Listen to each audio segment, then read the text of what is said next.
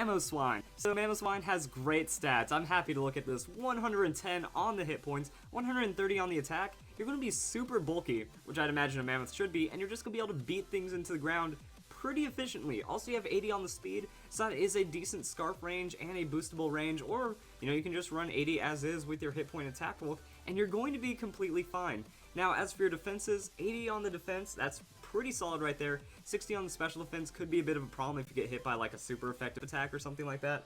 But other than that, everything's looking really good for Mamoswine. We got its typing, ice ground typing. So we do have a lot of weaknesses. Water, grass, fire, steel, and fighting is going to make it kind of tough to be just safe against quite a lot of Pokemon. But again, we have really good stats, so if you're finding those neutral hits, it's going to be great. You have immunity to electric and resistance to poison.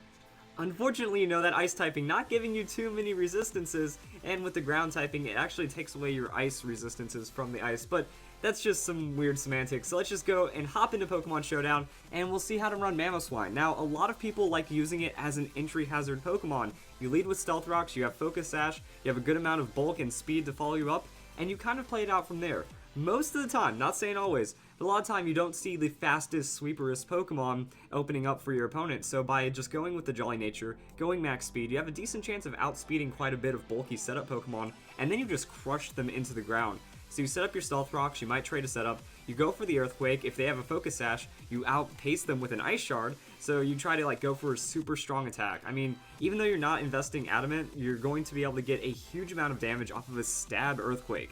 I think that that's the big thing here. So we have a 130 base attack Stab Earthquake that we're dealing with Mamoswine, so that's going to be pretty freaking strong, I'd imagine, and then Ice Shard and all sorts of things like that. So we're looking at some good 2-hit KO potential that plays around with your Sash really well, and you're pretty much trying to use Mamoswine to overwhelm your opponent's setup Pokemon while getting set up for yourself. Now, this last move slot can be many different things that you can go for. Icicle Crash, if you're going just for the higher damage on an Ice-type move. You can go for Knockoff, that if you are kind of switching out your opponents, you set up Stealth Rocks, they don't want to deal with you, so they switch out into maybe a Flying type Pokemon anticipating the Earthquake or something. Still have Knockoff, you might not get a direct KO with it, but you can at least remove an item and get a heavy amount of damage while also preserving your setup. And also, interestingly enough, you get access to Endeavor.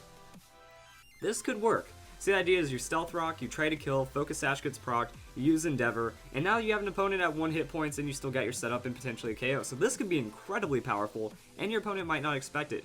As for abilities, Mamoswine has the Oblivious ability. This is pretty much going to be your best bet with the Focus Sash. If they could be taunting you, Oblivious is going to make it to where they can't be taunted, and that's only a win-win. Since you're not trying to be defensive, Thick Fat doesn't really matter too much, and since we're not playing Hail, Snowcloak doesn't matter too much, so just go with the basic ability, and you're going to do just fine. Now, Mamoswine, like I said earlier, we can Scarf into a pretty good realm right here. 132, I believe, is going to let you outspeed up to 130. You don't outspeed 130 base speed Pokemon, but you still get an overwhelming amount of outspeeds, and with your Choice Scarf, you still have some great coverage. So I was thinking Thick Fat, that way you can just endure as many hits as possible. You don't need to be Oblivious because you're not going to be using any form of status with the Scarf, and then you just go for Earthquake, Icicle Crash, Superpower, Iron Head. The idea is you use your natural bulk to survive hits. You're still a 2-3 hit KO Pokemon in some certain situations, and you just outspeed your opponent.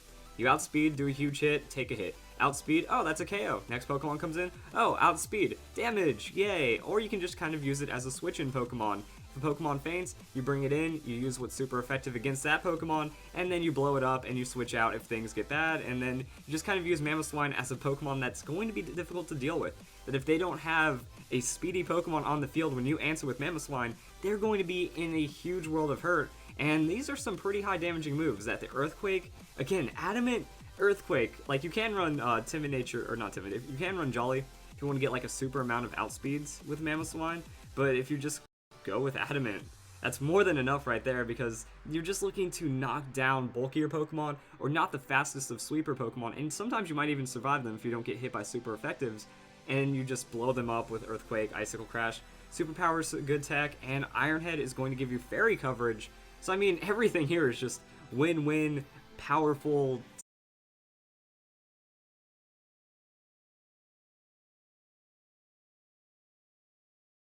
craziness. Like Superpower, the attack and defense drop doesn't really matter too much because you can switch out since you're Scarfed anyways.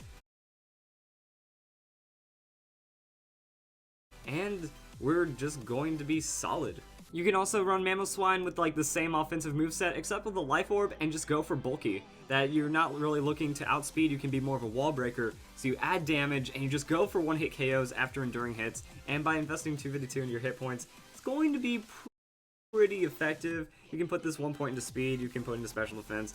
Kind of really doesn't matter, but you're just looking for outright KOs while being a tanky mofo. That if you use your other sleeper Pokemon to deal with their high damage threats, Mamoswine can just kind of come in, shrug off everything, and win. So Mamoswine does some really cool things like that. Also for double battles, you have like Protect, Rock Slide, Earthquake, Icicle Crash, and you can run Speedy in this case, and it's still going to give you a lot of power. So Protect for the outplay, Rock Slide hits both opponents, Earthquake hits both opponents. Now you might need a Protect or a Flying Pokemon on your side of the field so Earthquake doesn't go and blow them up, and then Icicle Crash for Dragon-type Pokemon. Like, all this is just super good coverage. Like, if this Pokemon gets a Mega, that would be one of the most interesting things to see, because if it gets any more speed, if it can start getting to higher speed tiers, and even getting more damage, that could be something really interesting to look at. The Mamoswine, it doesn't get a lot of play, but every once in a while when you see it, it's like, oh, that's right, these things suck to go against because they are super powerful. And then Chusto Resta, because why not? You have high hit points. You don't have the greatest special defense, but we just go and max that out with a Careful Nature, go Curse, Rest, boom, Icicle Crash and Earthquake after you get a couple of curses.